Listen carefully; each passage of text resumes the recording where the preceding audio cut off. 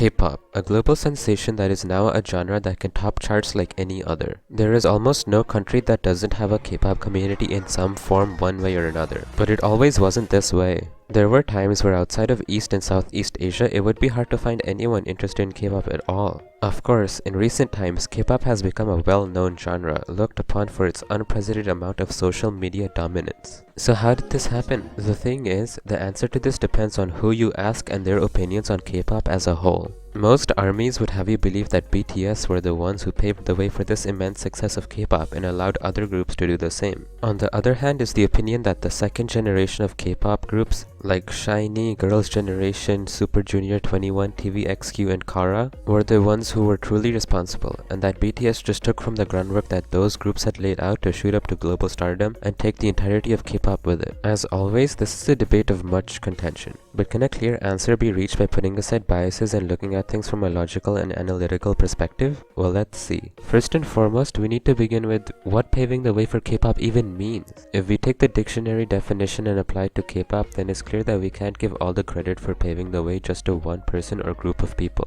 The beginnings of trot music back in the early 1900s technically paved some of the way for the success of K-pop, but obviously BTS's MVs don't get 100 million views in 24 hours because trot music was such an innovation. It's clear that to reach a sensible conclusion, we'll have to look at two things: who brought K-pop to the most people and when, and who inspired the current wave of K-pop songs and artistry. The first region to be introduced to K-pop was obviously, well, South Korea. Taiji and Boys, debuting in 1992 and being active for 4 years, are often credited as the first true K-pop group. They had it all: singing, rapping, dancing, and even experimentation with Western forms of music, which are all staples of a modern-day K-pop group and discography. The group was a sensation when it debuted, all 4 of its albums being million sellers and dominating the top 10 most sold albums in South Korea at the time. Seeing potential, a company by the name of DSP Media would debut an idol group of their own and soon follow them up with more. In 1995, a record producer called Lee Soo-man would start a company of his own called SM. And in 1996, after the disbandment of Taiji and the Boys, a member called Young Hyuk-suk would start his own company, YG Entertainment. Finally, a singer named Park Jin-young would also start his own company and name it JYP Entertainment. These 3 companies, now known as the Big Three, would go on to innovate K-pop further and introduced it to East Asian and Southeast Asian markets. One of SM's earliest K-pop groups, which debuted in 2003, tvxq, originally comprising of a Chinese member and 4 other South Korean members, was one of the first to break into Chinese markets and make waves in Japan. In 2009, around the time that they split and turned into a duo, they cemented their place as one of the first few truly popular K-pop idols in China. Shortly after the success of DSP Media's t-ara and SM Entertainment's Girls' Generation in Japan during the years of 2011 and 2012, and the success of more groups in East Asian nations would cement East Asia as a true hub of K-pop. In the time period between 2006 and 2012, Vietnam, through groups like Super Junior, Girls' Generation and t-ara, would also have K-pop introduced to it too. A similar story would now apply to Indonesia with the addition of EXO, and Malaysia with the addition of 2PM. Later would come the slow success of K-pop in the Philippines through the years of 2010 to 2014 with 21, EXO, and most peculiarly for this video, BTS. Thailand's wave of K-pop was later still, being through the years of 2011 to 2015 with groups like EXO, GOT7 and TWICE leading the charge. Among the first few foreign nations to be introduced to K-pop was Peru, and furthermore the rest of the Spanish-speaking world in smaller amounts in 2011. Which was through an online radio and digital magazine established in 2009 by the name of Generation K-pop. Though with the fall of popularity of that website came the fall of popularity of K-pop as a whole when it came to those nations. Of course there was Gangnam Style, but I think I would be right in saying that except for a small percentage of people, most had no idea what K-pop was, let alone that Gangnam Style was in that genre. For the next few years until 2017, K-pop stayed stagnant and the aforementioned nations stayed as the biggest hub of K-pop with the exception of some nations, most of which were explainable through immigration or other case-specific events. But in 2017, a K-pop group that had been slowly rising in the K-pop world since 2017 would finally make its first international breakthrough and leap outside just the K-pop community, and that group was BTS. Look, hear me out, but in every part of the world except the nations that were previously mentioned, every success for BTS was a step toward a never-before-seen international K-pop dominance. While Big Bang might have been the first to win an international award, Wonder Girls might have been the first to chart on the Billboard's Hot 100, and Rain might have been the first to have tour destinations in the United States, what BTS did in the international market was something that no other K-pop artist had done before. They were the second ever K-pop artist to join the Billboard Hot 100 with Korean lyrics and stayed there for weeks each time they got in. Soon enough, they had the most weeks on the chart than any other K-pop artist combined. That same year in 2017, they became the first K-pop artist to attend the BBMAs and started to attend and win international awards left and right.